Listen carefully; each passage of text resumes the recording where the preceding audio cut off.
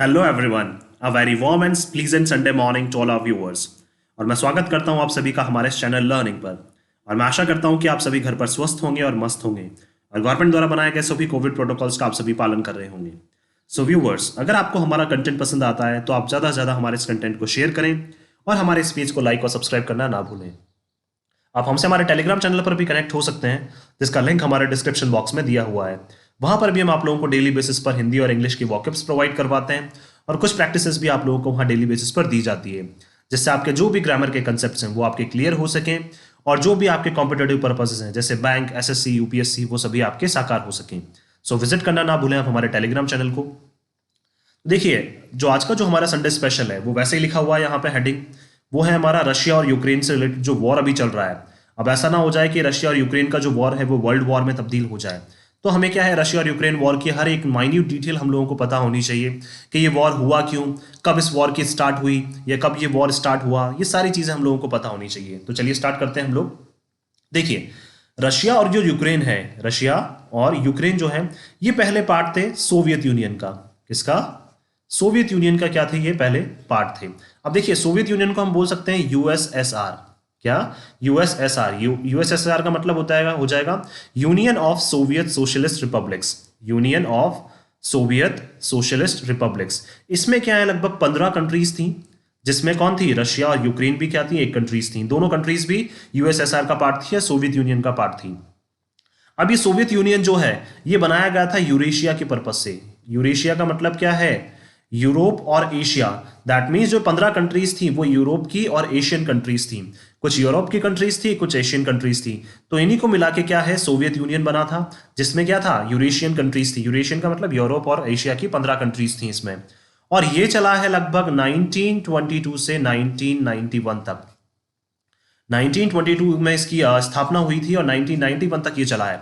और जब 1991 में क्या हुआ, ये कॉलेप्स हुआ। 1991 में क्या कर दिया गया, इसको कॉलेप्स कर दिया गया। कॉलेप्स का मतलब सब कंट्रीज जो हैं वो सोवियत यूनियन से हट गई। अब कब? 1991 में। तो उस टाइम पे क्या है, रशिया और यूक्रेन भी क्या हो गए, बिल्कुल अलग हो गए।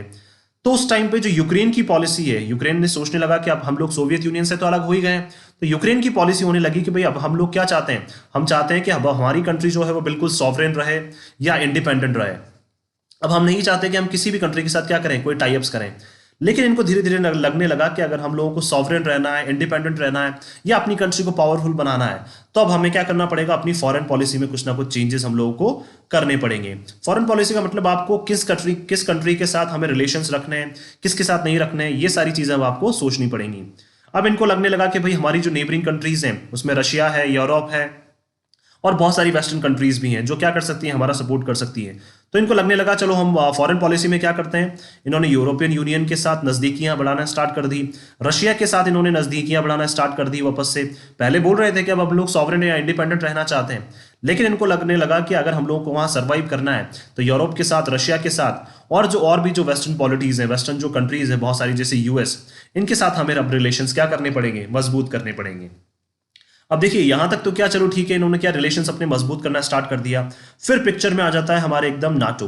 अब देखिए, नाटो क्या है हमारा? North Atlantic Treaty Organization. क्या है? NATO, North Atlantic Treaty Organization, या इसको नॉर्थ अटलांटिक अलायंस भी इसको बोल सकते हैं।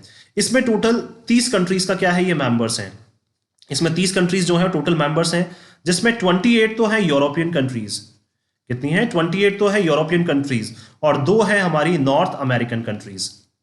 तो टोटल कितने हैं इसमें? नाटो में 30 मेंबर्स हैं, जिसमें 28 तो यूरोपियन कंट्रीज हैं और 2 क्या है, हमारी नॉर्थ अमेरिकन कंट्रीज हैं। अब ये देखिए, नाटो स्टार्ट हुआ था वर्ल्ड वॉर सेकंड के बाद। वर्ल्ड वॉर सेकंड हुआ था जो 1944-45 में खत्म हुआ था और इसकी स्थापना हुई थी हमारी नाटो की 4 अप्रैल 1949 में इसकी स्थापना हुई थी। अब देखिए, नाटो में यूरोपियन कंट्रीज भी थी और 2 नॉर्थ अमेरिकन कंट्रीज थी। मैक्सिमम यूरोपियन कंट्रीज ने क्या किया, नाटो का पार्ट बनने के लिए ये स्वीकार कर लिया था इन्होंने। अब क्या होने लगा, धीरे धीरे नाटो क्या अपने आप को एक्सपेंड करने लगा, धीरे धीरे नाटो क्या है, आगे आगे बढ़ने लगा।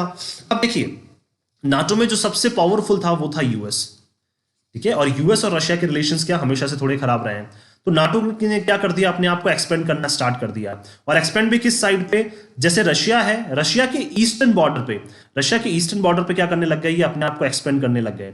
रशियन जो ईस्टर्न बॉर्डर है वहां पे क्या करने लग गए, ये ईस्टर्न कंट्रीज जो है ईस्टर्न साइड जो है रशिया के, उन कंट्रीज को अपनी तरफ मिलाने लग गए। और जो सोवियत यूनियन से जो कंट्रीज अलग हुई थी, उन कंट्रीज को भी क्या करने लग गए, धीरे धीरे अपनी तरफ मिलाने लग गए।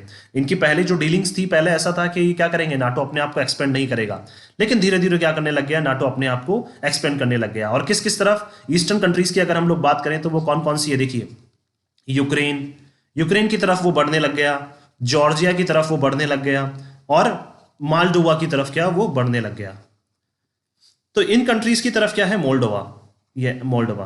तो यूक्रेन, जॉर्जिया और मोल्डोवा की तरफ क्या है, नाटो धीरे धीरे बढ़ने लगा। और जैसे ही रशिया ने उनको बोला कि भाई आप हमारी ईस्टर्न साइड ना बढ़े, क्यों, क्योंकि रशिया को क्या था, डर था। रशिया को ऐसा लगने लगा था कि क्या होगा अगर ये नाटो जो है वो क्या है हमारे ईस्टर्न बॉर्डर्स पे आ जाएगा, तो उससे क्या होगा, देखिए नाटो के ईस्टर्न बॉर्डर पे आने से रशिया का जो ब्लैक सी, ठीक है, ब्लैक सी में क्या है जो ट्रेड चलता है रशिया का। अब देखिए अगर इन्होंने ये सारी कंट्रीज जो हैं, अगर नाटो ने यहां से घेर लिया तो इनका क्या है, ट्रेड चलता है ब्लैक सी के थ्रू। तो ब्लैक सी के थ्रू जो ट्रेड चलता है वो क्या हो जाएगा, बंद हो जाएगा। और ये क्या करेंगी, सारी कंट्रीज यूएस के साथ मिलकर क्या बना लेंगी, एक रिंग बना लेंगी। क्या बना लेंगी, एक रिंग बना लेंगी। और रिंग बना लेंगे तो क्या है, रशिया का जो ट्रेड है वो बुरी तरह से क्या हो जाएगा, अफेक्ट हो जाएगा। तो रशिया को डर लगने लग गया कि अब क्या है भाई, वाकई में हमारे लिए तो क्या है, दिक्कत पैदा होने लग जाएगी। तो रशिया ने क्या कहा, नाटो को बहुत बार कहा कि आप क्या करें, अपनी जो एक्सपेंशन की ये पॉलिसी है उसको क्या करें, आप बंद कर दें। लेकिन क्या है, रशिया के कहने के बावजूद भी नाटो क्या है, अपने आप को एक्सपेंड करता गया, आगे आगे बढ़ता गया। और बहुत सारी जो कंट्रीज है जो सोवियत यूनियन से अलग हुई थी वो धीरे धीरे इसके अंदर मिलती गई। अगर हम लोग बात करें, देखिए कौन कौन सी कंट्रीज जो सोवियत यूनियन का पार्ट थी और वो बाद में किसका पार्ट बन गई, नाटो का। अगर हम लोग बात करें तो कैच रिपब्लिक जो है हमारी, देखिए इसको CZECH है, तो ये CZECH, लेकिन इसको बोलते हैं कैच। तो कैच रिपब्लिक, इसके अलावा एस्टोनिया, फिर हंगरी, फिर बात करें हम लोग लैटविया, ये सारी जो कंट्रीज हैं, लिथुआनिया, लिथुआनिया के अलावा पोलैंड और स्लोवाकिया, ये कंट्रीज क्या है, पहले सोवियत यूनियन का पार्ट थी। और इनकी क्या, रशिया के साथ भी क्या थी, इनकी अच्छी डीलिंग्स थी। लेकिन क्या है, धीरे धीरे ये कंट्रीज किसका पार्ट बनती गई, नाटो कंट्रीज का पार्ट बनती गई। और उसके बाद क्या है, 2007 में और भी जो सोवियत यूनियन की कंट्रीज थी जिनके रशिया के साथ भी अच्छे टाइज थे, वो भी किन के अंदर जा मिली। और इसके 2007 में बुल्गारिया जो है और रोमानिया, ये भी क्या 2007 में नाटो में जा मिली। दैट मींस क्या है, पहले तो ये यूरोपियन यूनियन का पार्ट हुई, ये पहले तो ये ईयू में जाके मिल गई, यूरोपियन यूनियन का पार्ट बन गई। अब यूरोपियन यूनियन से क्या है, धीरे धीरे यूरोपियन यूनियन के और नाटो के जो संबंध है वो धीरे धीरे बढ़ते गए। और ये सारी जो कंट्रीज है, जितनी भी कंट्रीज हैं, ये सब किसका पार्ट बन गई, नाटो का पार्ट बन गई। अब धीरे धीरे जो है रशिया को डर लगने लगा कि अब इसमें क्या है, अभी तो ये किसका पार्ट बने, यूरोपियन यूनियन का, फिर नाटो का बन गए। अब नाटो क्या है, अपने आप को यूक्रेन की तरफ भी एक्सपेंड करने लग गया। अब देखिए, लेकिन जैसे ही जो एक्सपेंड करने लगा यूक्रेन की तरफ, वैसे ही रशिया ने फिर से नाटो को वार्न किया कि भाई आप हमारी तरफ क्या है, एक्सपेंड ना करें। लेकिन क्या है, जो नाटो है उसने साफ साफ मना कर दिया कि भाई हमारी जो एक्सपेंशन की पॉलिसी है वो कहीं पे भी हम लोग किसी भी तरह से इस पॉलिसी को हम नहीं रोकेंगे। अब देखिए, सबसे बड़ा जो युद्ध स्टार्ट हुआ, सबसे जो मेन है कि कब ये युद्ध स्टार्ट हुआ, तो ये युद्ध स्टार्ट हुआ था 2014 में। अगर हम लोग बात करें तो 2014 में क्या है, एक जो नाम, एक वहां पे क्या चला था, एक मूवमेंट चला था, एक आंदोलन चला था, जिसका नाम क्या है, रेवोल्यूशन ऑफ डिग्निटी। ये रेवोल्यूशन ऑफ डिग्निटी जो है वो 2014 में स्टार्ट हुआ यूक्रेन में। देखिए, अब इस रेवोल्यूशन ऑफ डिग्निटी में क्या है, ये हमारे लिए क्या है, सबसे इंपॉर्टेंट है, इसको जानना हमारे लिए सबसे इंपॉर्टेंट है कि 2014 में जो रेवोल्यूशन ऑफ डिग्निटी स्टार्ट हुआ था उसमें क्या था। देखिए, रेवोल्यूशन ऑफ डिग्निटी में क्या है, इनके जो प्रेसिडेंट थे उस टाइम पे, इनके जो प्रेसिडेंट थे उनका नाम था विक्टर यानुकोविच। देखिए, उस टाइम पे क्या थे, यूक्रेन के प्रेसिडेंट थे विक्टर यानुकोविच। अब ये क्या है, ये चाहते थे कि भाई अब तक हमारी जो पॉलिसी है वो यूरोप की तरफ ज्यादा बढ़ने की रही है या नाटो की तरफ ज्यादा बढ़ने की रही है, लेकिन इनको लगने लगा कि अब हमें क्या करना चाहिए, रशिया की तरफ मूव करना चाहिए। ये सोचने लगे कि हम लोग क्या 2014 में हमें रशिया की तरफ क्या करना चाहिए, ज्यादा मूव करना चाहिए। रशिया के साथ क्या सॉरी रशिया के साथ क्या है, ये पॉलिटिकल जो बोल सकते हैं हम लोग, रशिया के साथ ये डील्स करने लग गए थे। ठीक है, क्या है, जैसे इन्होंने पॉलिटिकल डील्स ये क्या रशिया के साथ साइन करने लग गए थे। और फ्री ट्रेड एग्रीमेंट भी क्या है, ये रशिया के साथ साइन करने लग गए थे। या फिर लेके हम बोलना चाहें अगर, तो क्या है, जो विक्टर यानुकोविच हैं वो क्या है, रशियन सपोर्टर थे, और ये क्या करते थे, ये रशिया के साथ डील्स करना चाहते थे। लेकिन जो वहां की यूक्रेन की जो पार्लियामेंट थी, जो यूक्रेन की पार्लियामेंट थी, वो यूरोप के साथ जाना चाहती थी, नाटो के साथ जाना चाहती थी। जो यूक्रेनियन पार्लियामेंट है, और वहां पे क्या है, इतनी मेजोरिटी थी कि इन क्या है, इन विक्टर जो यानुकोविच है, इनके अगेंस्ट क्या है, सारे लोग खड़े हो गए। किस लिए? ताकि ये रशिया के साथ डीलिंग्स ना करें। क्या करने लग गए ये, रशिया के साथ डील ना करें। क्यों? क्योंकि विक्टर यानुकोविच जो है वो रशियन सपोर्टर थे, तो रशिया के साथ क्या वो डील्स करना चाहते थे, जो वहां के प्रेसिडेंट थे। लेकिन क्या है, पार्लियामेंट में जो मैक्सिमम लोग थे वो चाहते थे कि हमारी जो डील्स हैं वो यूरोपियन यूनियन के साथ या नाटो के साथ हों। अब वो डील्स क्या है, देखिए, वो डील्स थी हमारी, हम बोल सकते हैं पॉलिटिकल एसोसिएशन। पॉलिटिकल एसोसिएशन का मतलब पॉलिटिक्स में कंट्रीज को, बहुत सारी कंट्रीज के साथ जुड़ना, यूरोपियन यूनियन में, नाटो में, तो पॉलिटिकल एसोसिएशन हो गया। इसके अलावा फ्री ट्रेड एग्रीमेंट भी क्या, यूरोपियन यूनियन के साथ करना, ये इनकी डील्स थी उस टाइम पे। तो पार्लियामेंट ने क्या कर दिया, जो विक्टर यानुकोविच है उनके अगेंस्ट क्या प्रस्ताव पारित कर दिया। और उस टाइम पे क्या कर दिया, प्रस्ताव जैसे ही इन्होंने पारित किया, वहां पर जितने भी लोग हैं वो इनके अगेंस्ट हो गए, और इनको क्या है, अपनी कुर्सी से हटा दिया गया। 2014 में विक्टर यानुकोविच को अपनी कुर्सी से हटा दिया गया। और क्यों? क्योंकि पार्लियामेंट में जो मेजोरिटी थे, ठीक है, मेजोरिटी ऑफ सपोर्टर्स थे, वो किसके थे, यूरोपियन यूनियन के और नाटो के। तो उन्होंने क्या किया, एक रेजोल्यूशन प्रस्ताव पारित कर दिया। कौन सा प्रस्ताव था वो, रेजोल्यूशन ऑफ डिग्निटी। और उन्होंने क्या कर दिया, विक्टर यानुकोविच को वहां से हटा दिया। और फिर उन्होंने यूरोपियन यूनियन के साथ और नाटो के साथ क्या कर लिया, डील कर ली, पॉलिटिकल एसोसिएशन कर लिया, और फ्री ट्रेड एग्रीमेंट भी उन्होंने पार्लियामेंट में मेजोरिटी के तहत उन्होंने यूरोपियन यूनियन के साथ या नाटो के साथ क्या कर लिया, उन्होंने अपनी डील साइन कर ली। अब रशिया क्या है, तब से इनको क्या करने लगा, बैक करने लगा। रशिया क्या करने लग गया, विक्टर यानुकोविच को तो बैक करता था, लेकिन रशिया क्या करने लगा, इनको अपोज करने लगा कि जो आपने डील की है वो क्या है, आप डील को हटाएं, उसको क्या करें, रिजेक्ट करें। किसको बोलता था, यूक्रेन को हमेशा से बोलता था कि आपने यूरोपियन यूनियन के साथ या नाटो के साथ जो डील किया आप उसको क्या करें, रिजेक्ट करें। लेकिन यूक्रेन क्या है, अपनी उस बात पर अड़ा हुआ था कि अब हम लोग इस चीज को रिजेक्ट नहीं करेंगे। तब रशिया ने क्या किया, देखिए, अब रशिया को लगने लगा कि भाई ऐसे तो मानेंगे नहीं, ऑब्वियस सी बात है कि ऐसे तो ये हमारा काम चलेगा नहीं। तो रशिया ने क्या करने लग गया, रशिया ने जो दो रीजन है इनके, अब जैसे हम लोगों ने पहले भी देखा है कि दो रीजन जो है इनके, एक तो है डोनेट्स्क, एक है हमारा लुहानस्क। तो ये दो रीजन है। इसमें क्या है, मोस्टली जो है वो जनरली रशियन मेजोरिटी के ही है, रशियन एथनिक कम्युनिटी के ही है। यहाँ पे रशियन एथनिक कम्युनिटी है, ये दोनों रीजन्स हैं यूक्रेन के, डोनेट्स्क और लुहांस्क। अब क्या है यहाँ पे जो है, तो इन्होंने क्या किया, जो जनरली ये डोनबास रीजन में आते हैं दोनों। जैसे हम लोगों को पता है कि अभी रशिया ने क्या किया था, इनको इंडिपेंडेंट कर दिया था, अनाउंस कर दिया था कि ये दोनों क्या है, अब इंडिपेंडेंट है और यूक्रेन के फेवर में अब काम नहीं करेंगे। तो ये कौन से रीजन में आते हैं, डोनबास रीजन में। सबसे पहले रशिया ने इन्हीं को फ्री किया था वहां से, यूक्रेन से। तो इसमें क्या है, रशियन एथनिक मेजोरिटी यहाँ पे, ठीक है, दैट मीन्स क्या है, रशिया के ही लोग जो है, रशिया के ही हम बोल सकते हैं डिसेंडेंट्स यहाँ पे रहते हैं।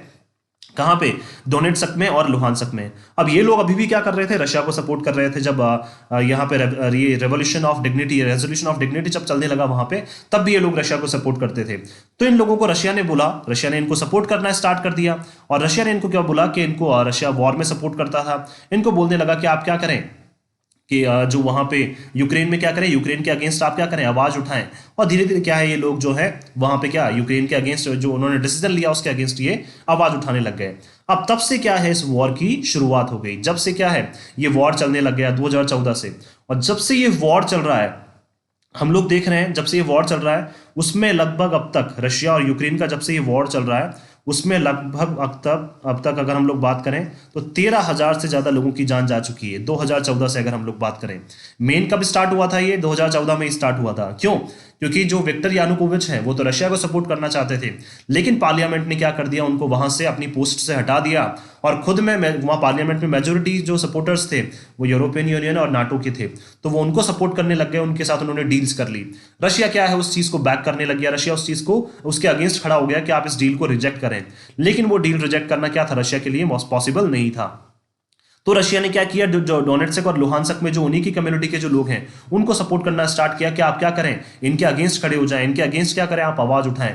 और तब से क्या है, इनका जो वॉर है धीरे धीरे वो क्या है, स्टार्ट होता गया। क्यों? क्योंकि रशियन पार्लियामेंट जो है वो हमेशा से चाहती थी कि हमारे जो टाइज हैं वो यूरोपियन यूनियन और नाटो के साथ क्या है, क्लोज होते जाएं, बढ़ते जाएं। और धीरे धीरे इनके टाइज जो है वो क्या है, बढ़ते गए। इन किसके साथ, यूरोपियन यूनियन और नाटो के साथ। अब इनको ऐसा लगने लग गया कि अगर नाटो के साथ क्या है हम लोग और क्लोज आ जाते हैं, रशिया को लगने लग गया कि नाटो के साथ अगर यूक्रेन और क्लोज आ जाएगी तो हमारे लिए क्या है, और दिक्कत पैदा हो जाएगी। क्यों? क्योंकि देखिए रशिया के जो बॉर्डर्स हैं उस पर पहले ही क्या है, बहुत सारी कंट्रीज आ चुकी है नाटो की। अब उनको लगने लगा कि ईस्टर्न बॉर्डर पे अगर यूक्रेन भी आ जाएगा तो क्या है, ये अपने जो फोर्सेस हैं, अपनी जो वेपन्स हैं, वो कहाँ तैनात कर देंगे, रशियन बॉर्डर पे। और इनके लिए क्या है, आगे ब्लैक सी की तरफ मूव करना, ब्लैक सी की तरफ ट्रेड करना इनके लिए क्या हो जाएगा, बहुत मुश्किल हो जाएगा। इसलिए क्या है, ये वॉर स्टार्ट हुआ है। क्यों? क्योंकि रशिया चाहता है कि इनको देखिए कैप्चर करने का रशिया का पर्पस नहीं है, लेकिन रशिया चाहता है इनको डीमिलिटराइज करे। डीमिलिटराइज का मतलब यहां पे कोई मिलिट्री ना हो, ताकि वो क्या है, रशियन बॉर्डर्स पे आगे ना आ सके। क्यों? क्योंकि यही एक रास्ता है इनके लिए आगे ब्लैक सी की तरफ जाने का। तो इसलिए क्या है, ये वॉर चल रहा है। अब देखिए, ये तो हम लोगों को, आप लोगों को समझ आ गया होगा कि रशिया और यूक्रेन के बीच में वॉर क्यों चल रहा है। यही सबसे बड़ा रीजन है कि क्या है, यूक्रेन जब से क्या है नाटो का पार्ट बनना चाहता है, लेकिन रशिया नहीं चाहता है कि यूक्रेन क्या बन जाए, नाटो का पार्ट बन जाए। क्यों? क्योंकि रशिया के लिए क्या है, बहुत सारी दिक्कतें पैदा हो जाएगी। उसके बॉर्डर्स जो है वो रिस्ट्रेन हो जाएंगे, बॉर्डर्स में वो आगे अपना एक्सेस नहीं कर पाएगा, ब्लैक सी की तरफ वो आगे मूव नहीं कर पाएगा। तो ये क्या है, मेन रीजन है रशिया और यूक्रेन के बीच में वॉर होने के। क्योंकि रशिया चाहता है कि यूक्रेन डीमिलिटराइज हो जाए, कैसे भी करके उनकी मिलिट्री को हम खत्म कर दें, ताकि क्या है, वो आगे आने की कोशिश फिर से ना करें। अब देखिए, ये तो हमने देख लिया रशिया और यूक्रेन का वॉर। अब हम बात करते हैं कि भाई इंडिया के ऊपर क्या इंपैक्ट पड़ सकता है अगर इंडिया कोई सी भी साइड लेता है। अगर इंडिया रशिया की साइड जाता है या यूक्रेन की साइड जाता है तो उसके ऊपर क्या इंपैक्ट पड़ सकता है, वो देखिए।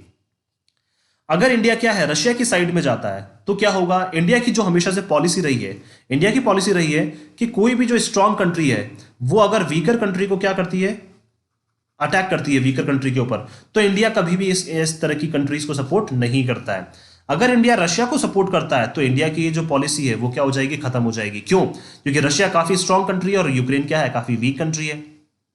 देखिए रशिया क्या है, काफी स्ट्रांग कंट्री है और यूक्रेन क्या है, काफी वीक कंट्री है।